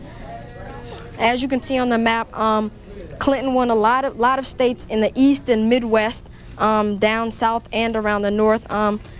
Bush didn't come in so well, gaining about 6 states, and Perot a little bit behind him with 5. Once again, we have a new president of the United States, Governor Bill Clinton. Back to you, Susan. All right, Chip, thank you very much. Well, many people don't quite understand how all of this election process works. You know, it's not just the popular vote. It's something called the electoral vote. That's the deciding factor. It is the Electoral College votes that actually wins the election. But a lot of people find that a bit confusing. So we've got this report to explain it to you. When voters go to the polls next month, it's not to elect a president. The next president of the United States won't officially be chosen until December, and then it'll be 538 Americans who actually do the choosing. They're members of the Electoral College, and they're who we vote for when we pull the lever for a presidential candidate. A slate of electors pledge to vote for our guy when the state Electoral College reps meet to vote. The number of electoral votes each state gets depends on how many members it has in Congress, and that depends on its population. For example, California has 52 members of the House of Representatives, plus its 2 senators. That means California has 54 electoral votes. And even the smallest state gets 3. The other thing about the Electoral College is that it's a winner-take-all system. If one candidate gets more votes than the others, no matter what percentage it is, he still wins 100% of the electoral votes in that state. It takes 270 electoral votes to be elected president. Each candidate juggles his schedule to find a formula to help him win or carry enough states to reach that magic number. And with a third candidate in the race now, there's a small possibility that no candidate would get enough electoral votes. If that happened, it would be up to the House of Representatives to finally choose the new president. Well, a small possibility in the real election, but here in the National Student Parent Mock Election, Bill Clinton appears the overwhelming winner. We are joined again by our student interviewer, Marcus Steptoe. Nice to have you back again. And our 3 very special guests. First of all, Gloria Kirshner, the executive director, the mover and shaker, and this woman is really the heart and soul of the National Parent Student Mock Election. And truthfully, Gloria, I think you should be president because you would get things done. I know how you have arranged this. And also with us, Dr. Ramon Barquin. He is the president of the Washington Consulting Group.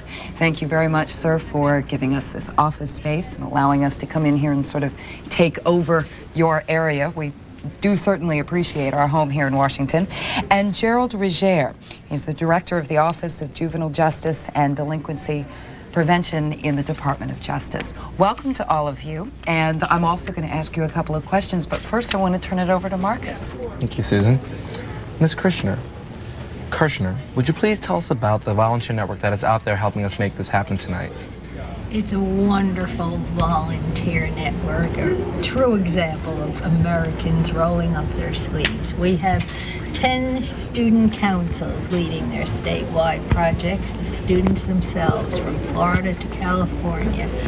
We have PTAs, we have state departments of education, we have school board associations, school administrator associations, newspapers, 3 states led by newspapers, and 50 newspapers around the country working with the project. We have a Secretary of State, we have a professor of education, we have a chairman of a political science department. These are all people who offered to get in and help and who have been working day and night to make the mock election a success. Thank you. And Dr. Barkeen, this is the second time that you've been involved with the mock election. What brings you back year after year? Well, Marcus, democracy is most appreciated when you've actually not had it. When you've had the experience of living in a country where democracy doesn't exist, you truly realize the importance that it has. I happen to be originally from Cuba. I came to the U.S. As an exile and had the somewhat sad experience of not being able to vote until I was 40 years old. Very long, long time.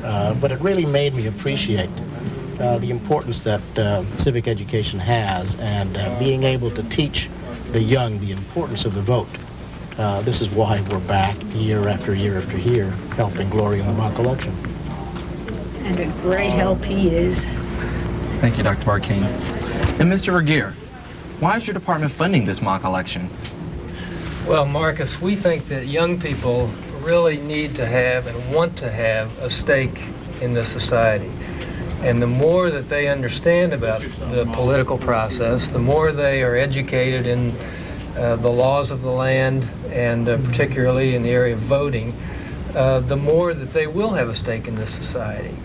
And so basically we felt like if young people are really, really invested in the community, in democracy, in our country, then the less time they will be spending in acts that are destructive to themselves and acts that are destructive to others. And so we've funded it basically to educate young people in the political process and then to encourage their participation. And we're excited about the way you have been involved. Thank you, Mr. Regier. Back to you, Susan. Marcus, thank you. You know, I want to go back to Dr. Barkeen because I think you said something that really goes to the point of all of this. The people that have grown up in the United States, we really do take this process for granted. I mean, as you grew up, you knew I'm going to be able to vote, you know, if I choose to vote when I get old enough. But you've really seen it from both sides. Why do you think Americans are so blasé about this process that so many people all around the world have fought and are fighting so hard to get? Again, it's primarily the absence of democracy that makes it appreciated. It's also that democracy is very hard work. You really have to get involved. You really have to look at the candidates, understand what they think. It can be very, very boring. Have you ever had to sit through and hear one of these fantastically long speeches from a candidate or from even one of our representatives? It is boring, but it is essential because if you're not an informed voter, you can make a very significant mistake when you go to the polls.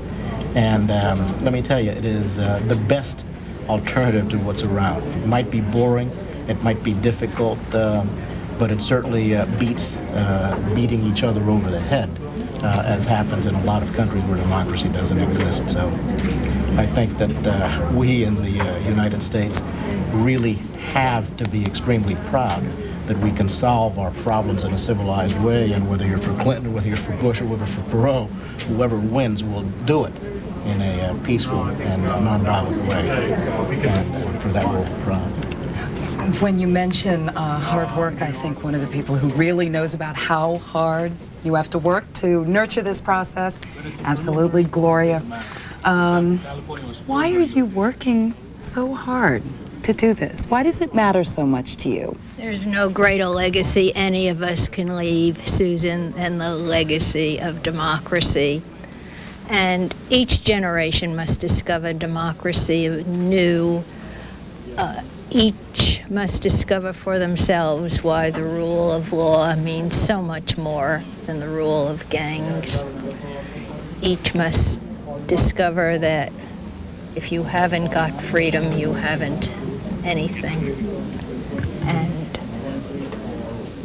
youth long to be free.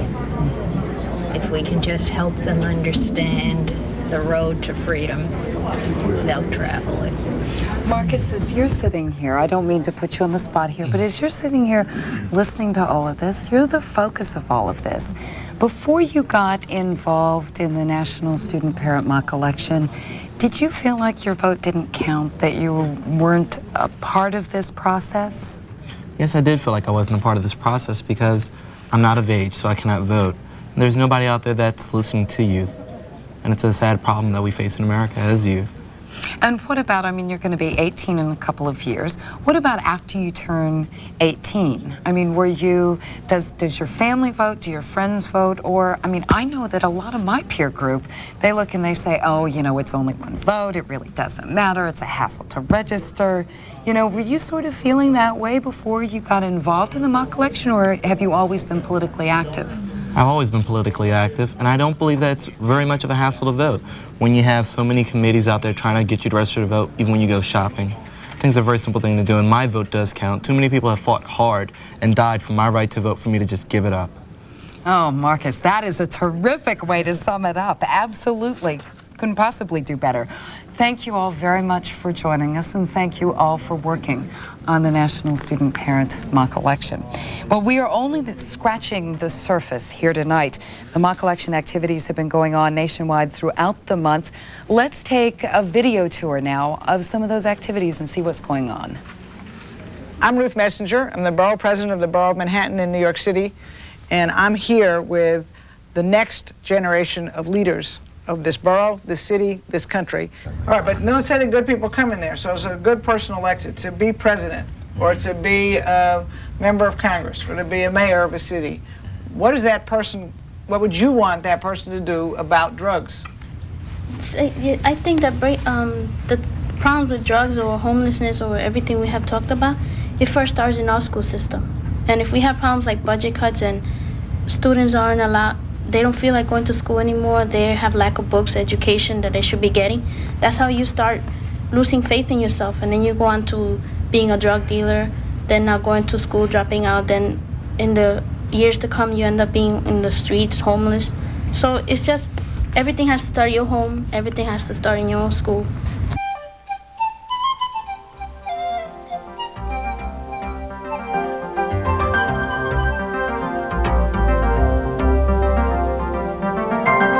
You're about to see something new to Ohio television.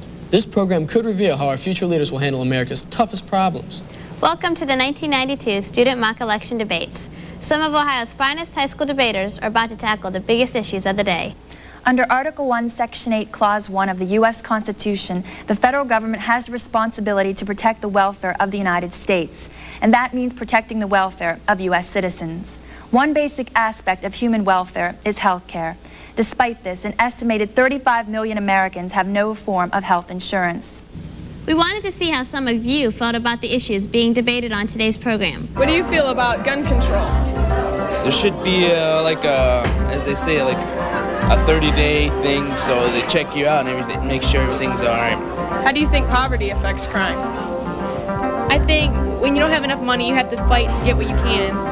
So they're causing crime to try to get more money. And if we had more money, they wouldn't have to do that. The campaign game is the product of an organization called Exercise Democracy. Its purpose is to make it fun for people to learn about American government and the ideals of democracy outside of books. Well, for me, it gives me an opportunity to take the process of presidential campaigns and give it to the students in a different format than the textbook. And allows them the opportunity to do research beyond what might be in the textbook.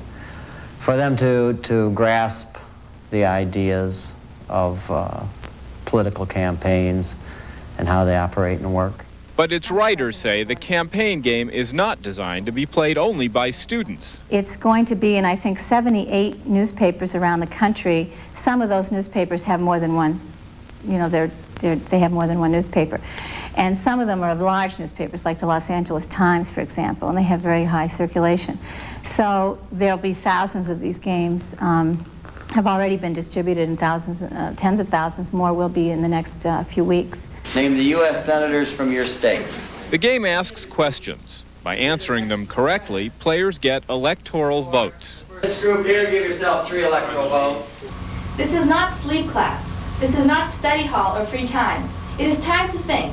With the election just around the corner, these youngsters have taken on a unique task. LaToya Sims is one of a dozen students who are here at Lowell Cable Television Studios producing a video that will provide their peers with a better and deeper understanding of political issues.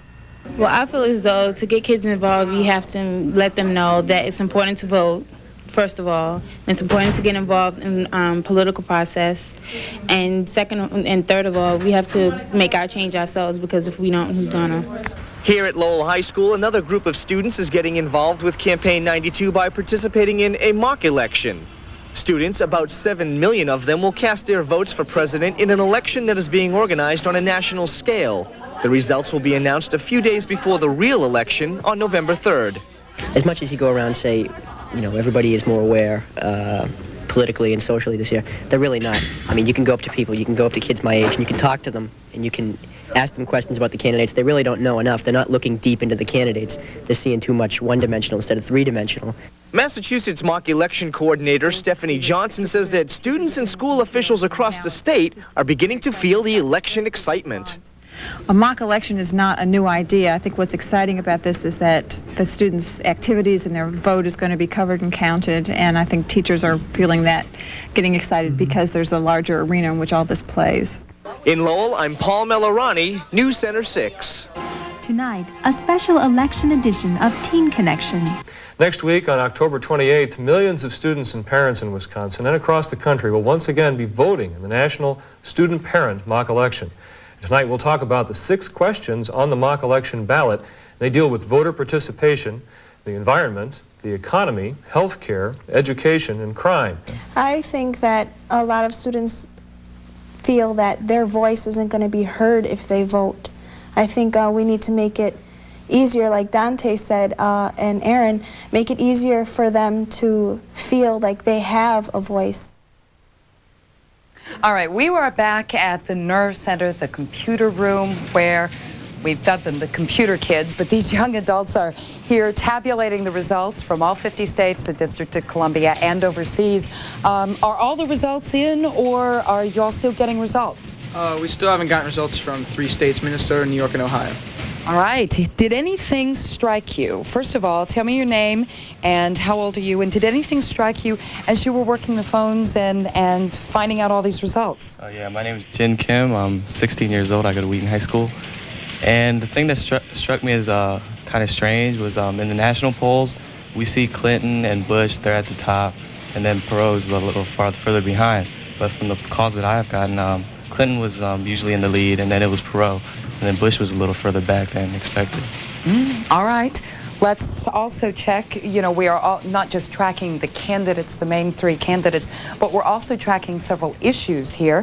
What is your name and what can you tell us about some of the issues? My name is Crystal Smith and I'm 16 years old. In the way of issues, more callers chose a priority of the environment over jobs. And I found that interesting. Crystal, did that surprise you? Yes, it did. I personally feel that jobs take priority over the environment to give people a chance to better themselves and to help our economy. All right, terrific. Let's go over and we'll just continue talking. Did anything strike you as you're answering these phones? It's funny, I heard the phone ring and everybody reached for it immediately, you know? I'm glad you're not on the phone. Yes, my name is Melinda Tinsley and I attend Central High School. And the school I attended, we have a mock election too as well. And our students selected Clinton as well. But I see a difference that Perot was doing a lot better than Bush, where we found Bush would do better than Perot. And for the issues, it was like the tax incentive would be a better way to get voters at the polls more. Melinda, what do you think about that? I mean, it's almost like, you know, when I was growing up, my parents gave me $1 for every A that I got, and it was an incentive to go out and make good grades. But you know, I mean, quite honestly, that seems a little bit strange to vote. I mean, how do you feel about the prospect of getting called cash to vote? Well, I think it would be a good idea, whereas some people still might not take the incentive because they just don't want to vote, or they just decide they don't want to choose the candidates they have. So it's like you have to decide, do you want to get the tax incentive and choose someone you don't want, or you just have to choose and not vote at all. All right. Well, thank you, Melinda. Maybe some of the adults are not voting, but let me tell you something. Millions of students are voting. They're voting tonight. Let's go out and get final results yet again and check in with our national correspondent. Chip, what's the latest that you've been able to find? I understand you've got the results of a key battleground state claimed by two of the presidential candidates, Ross Perot and George Bush, is his adopted home state. Texas, what's going on? Well, surprisingly, Governor Bill Clinton has clinched Texas, beating out Ross Perot and George Bush. As you can see, Clinton won with 38% of the vote. Bush came in second with 31% of the vote. And not far behind Bush, Ross Perot came in with 28% of the vote. So that was very surprising. Next, we had New Hampshire, where Clinton once again won with 42% of the vote. Not far behind him, Ross Perot came in with 34% of the vote, and Bush came in third with 24% of the vote.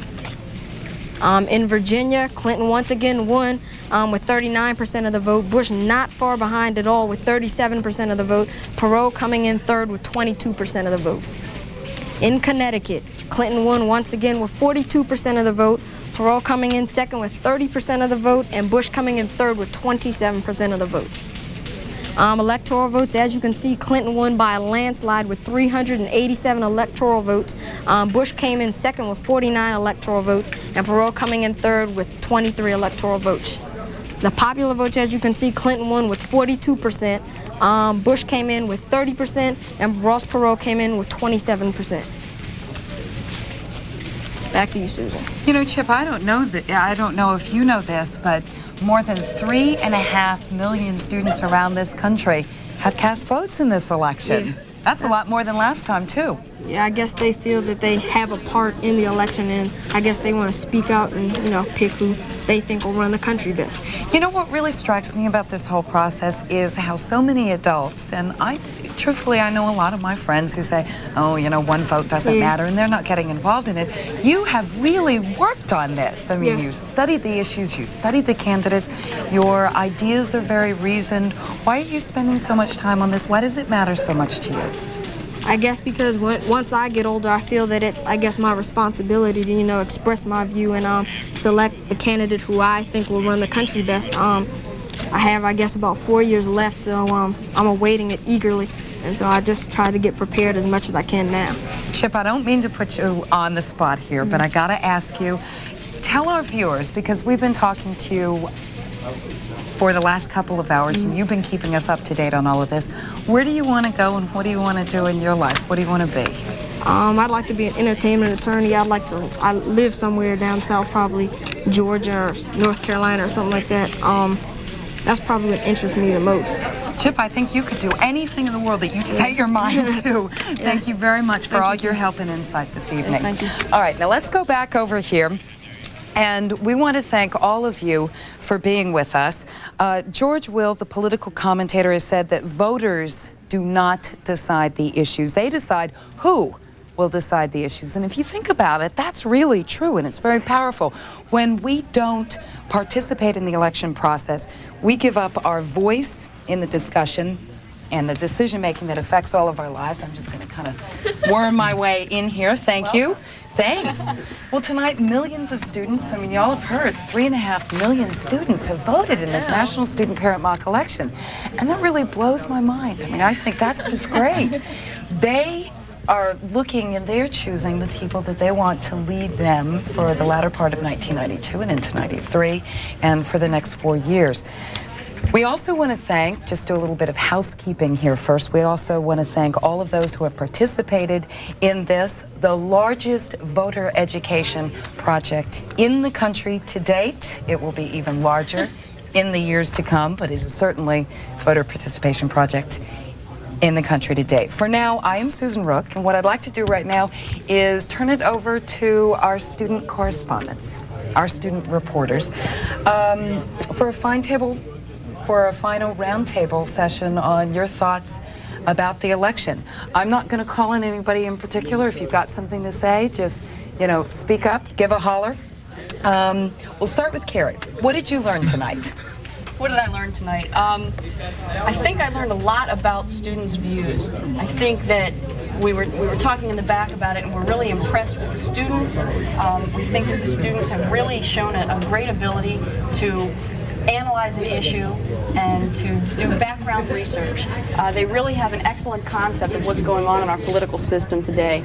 And I think that it also helps in terms of showing the adults that the students really do have issues that are on their mind. And it helps us get the perception across to the adults that we're more than just the kids that run around in a ball field or that take tests every Monday and Friday, that we also are very concerned about our future.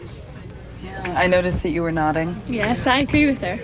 I really do. I think that tonight has shown all of us that we're not the only ones that really care about what happens in our future. I mean, the future belongs to us, and we are the future. And it's up to us to make the decisions and to help our elected officials know what concerns we have and to voice those concerns to them. Do you think the elected officials, I don't know how to say this tactfully, but do you think they care about what young adults think? Do they care about what you think? I mean, because you can't vote, and a lot of people say if you can't vote, you don't have any power, so you're not like a constituency. I think they really do. I had the chance to go to Annapolis, our state capital, and lobby on a bill. And I came after a number of lawyers and adults. And it was on a youth-related bill. And I came up and I spoke my piece. And I was so surprised. Every single one of them had questions for me. They simply dismissed the other people. And it was because they knew that on youth-related issues, we were the ones that knew what students needed. We knew what they wanted. We knew how it was going to affect them. And I think they were really receptive to that. And so students need to know that they have that power and simply to get involved, and people do receive them wonderfully. Did you think that you had that power before you did that? I was probably almost as scared to do that as I was to get on here tonight. And I really didn't know how they would receive me after the big lawyers came in and were really intimidating. I thought, oh no, just little old me, student Amy. And I was unbelievably shocked that they really cared. And it was a great experience. And I think it changed maybe what I wanted to do in the future. Are you going to be a politician? I don't know if I'm going to be a politician, but I definitely never looked at doing anything. I wanted to be definitely an engineer. And getting involved in politics and participating in the issues, it changed my mind, and maybe something towards that, maybe. Dimarsh, did it change your mind? I see you're back there nodding your head vigorously. Definitely.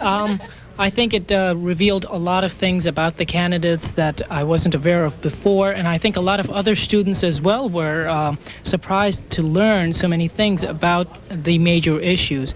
I think it changed a lot of minds about voter participation, which is what I did, crime, education. I think it did reveal a lot of things.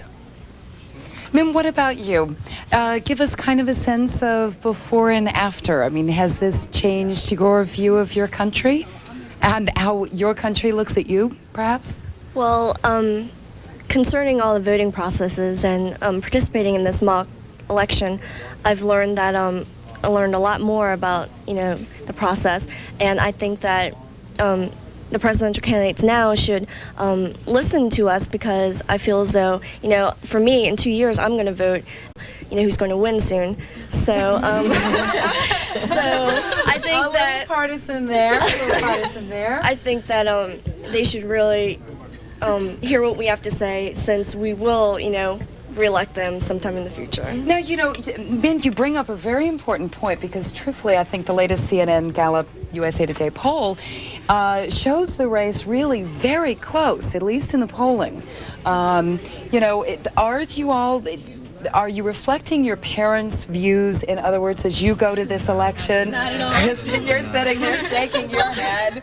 Well, I think a lot of the kids who are older, who are going into middle school, are starting to realize that just because their parents think it doesn't mean that they have to. I mean, I know that ever since I was in kindergarten, my parents have said, well, you should have your own opinion, and you should have the right to do what you want to do when you grow up. And I think now that kids who are getting older and actually realize that they don't have to reflect their parents' views, and that since they're getting older and getting old enough to vote and participate in the mock election, I think they're realizing that it's more important what they think and not what their parents think. Greg, I don't mean to sit in front of you here. I'll just kind of scrunch back here a little bit. You agree with that? I think that, I mean, my views are a lot of what my parents have taught me, and I agree with a lot of what they've said. But if my opinion different from what my parents said, I would express it, and I would disagree with them. It sure looks like Clinton is the overwhelming winner. I mean, really overwhelming winner here. Are you at all surprised about that? No, not at all. I knew, I thought that students would vote with Clinton because he's This programming note to be with us this afternoon for a special C-SPAN look back at the presidential campaign of 1992. You'll see President Bush and Governor Clinton announce their candidacies and accept their party's nominations several months later.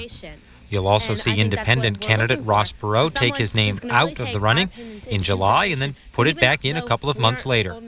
That's a look back at Campaign 92 on this final weekend of the campaign.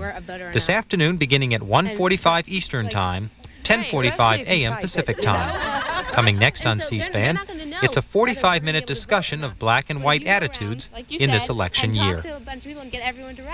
Then they're going to see, well, here, this is what people want done. They're not going to know how old you are, whether you can vote or not. And so I think, well, so I think that